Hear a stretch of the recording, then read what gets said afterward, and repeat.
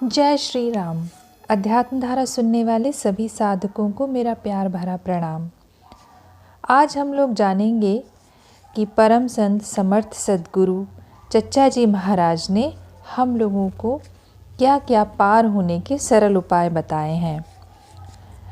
तो चच्चा जी ने बताया है कि 7 लोक होते हैं: मृत्युलोक, कामलोक, स्वर्गलोक, सूर्यलोक, जनलोक, तपलोक और सत्यलोक। माया के वशीभूत मनुष्य प्रथम 3 लोकों में ही चक्कर लगाता रहता है और आवागमन के चक्कर से छुटकारा नहीं पाता। इन तीनों लोकों को चंद्रलोक भी कहा गया है। इन तीनों लोकों से ऊपर सूर्यलोक है। जो मनुष्य कम से कम इस मृत्युलोक में गुरु धारण कर लेता है, ऊपर के 3 लोकों से छूट जाता है। 3 लोकों का मतलब मृत्युलोक, कामलोक और स्वर्गलोक। सूर्यलोक में पहुंचकर वह जन्म मृत्यु के बंधन से छूट जाता है।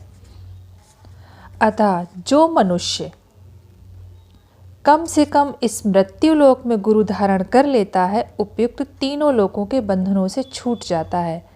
परंतु शर्त यह रहती है कि जब वह गुरु स्वीकार कर लेता है तो उससे यदि कुछ ना बन सके, तो मतलब कि जो हालतें, आदतें या विचार उसके जैसे भी बन गए हैं, उनमें वह कमी ना कर सके और अपनी मानसिक स्थिति का सुधार वह अपनी अनिच्छा या इच्छा के कारण ना कर सके, फिर भी यदि इतनी श्रद्धा और विश्वास उसमें टिका रहे कि कुछ हर्ज नहीं, भले ही मुझसे यदि कुछ नहीं बन पड़ा तो भी मेरे गुरु महाराज वास्तविक रूप से परिपूर्ण, सिद्ध और समर्थ सद्गुरु हैं, वह मुझे अवश्य ही पार करेंगे।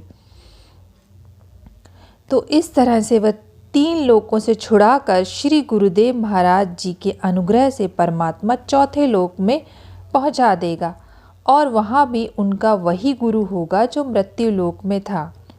वही गुरु शेष 4 लोकों आदि से पार कराता हुआ अनंत काल के लिए उसमें मिला देगा, जहां से आवागमन नहीं होगा। इसीलिए हम सबको चाहिए कि गुरु की याद में श्रद्धा, विश्वास और उनका स्मरण हमेशा करते रहना चाहिए। श्रद्धा का अर्थ प्रेम है। जिसको प्रेम नहीं, कुछ नहीं। प्रेम श्री गुरुदेव की स्मृति को बनाए रखने को कहते हैं। जिसको इतना भी प्रेम प्राप्त है तो वह इस मार्ग पर सीधा लगा है और उसे किसी चिंता की आवश्यकता नहीं। यह प्रेम ही ध्रुव लोगों तक पहुंचा देगा। प्रेम ही मार्ग है, उसको गुरु से धारण करना उचित है।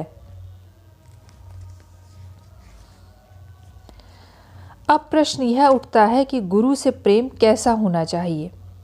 इस संबंध में भी बताया गया है कि स्मरण, ध्यान व चिंतन के द्वारा गुरु पर श्रद्धा व विश्वास रखने से प्रेम स्वयं ही हो जाया करता है।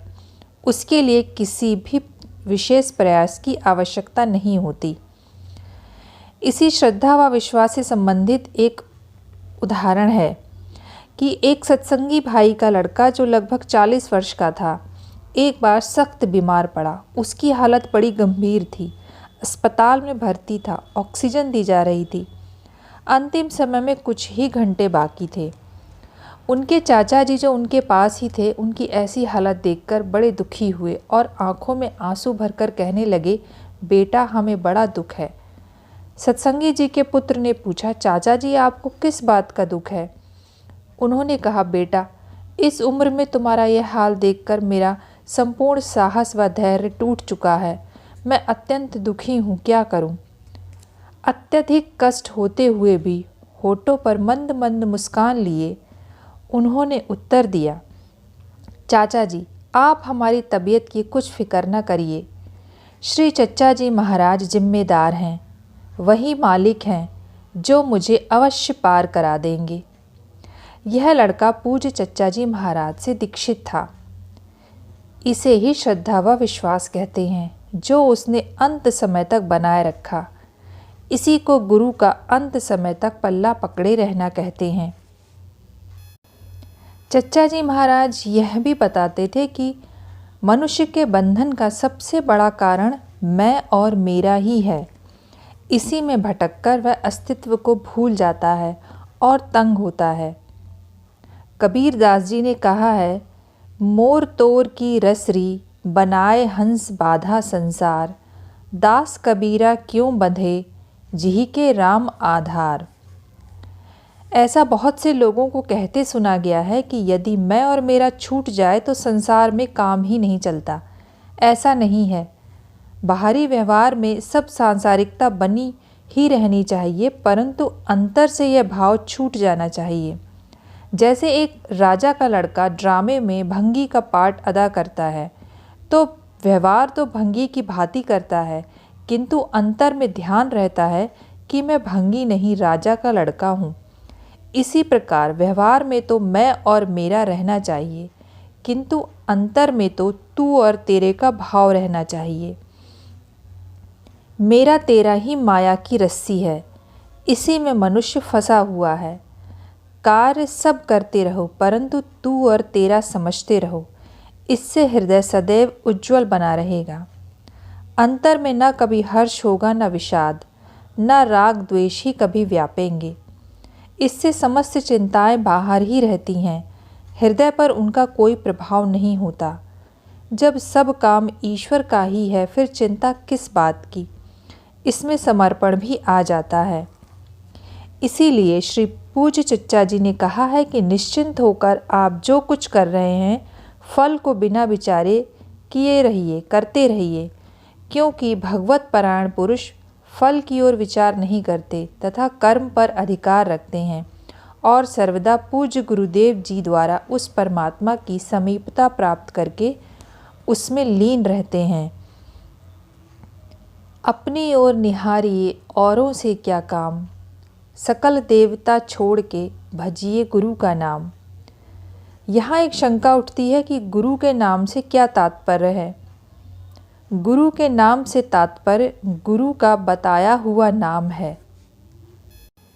पूज्य चच्चा जी महाराज ने जो नाम बताया था वह इस प्रकार है, जिसको हम महामंत्र भी कहते हैं कि हे ईश्वर तेरी इच्छा पूर्ण हो। श्री पूज्य चच्चा जी ने कहा है, यह महामंत्र है, आत्मिक जीवन का दिव्य तारा है। यही एक उत्तम प्रार्थना है और समाधि की पराकाष्ठा है। जो इसके प्रकाश में चलता है इष्ट पद को प्राप्त होता है। दिन और रात में जब खाली हो, जब मौका मिले, यही जाप मन ही मन में बराबर करते रहना चाहिए। कुछ दिनों में इसका लाभ अवश्य होगा। तो इस तरह चच्चा जी महाराज ने बहुत ही सरल भाषा में हम सबको समझाया है कि पार किस तरह से हुआ जा सकता है। तो उम्मीद है आप लोगों को समझ में आया होगा। अगले वीडियो में हम लोग जानेंगे ध्यान करने की विधि। तब तक के लिए नमस्कार।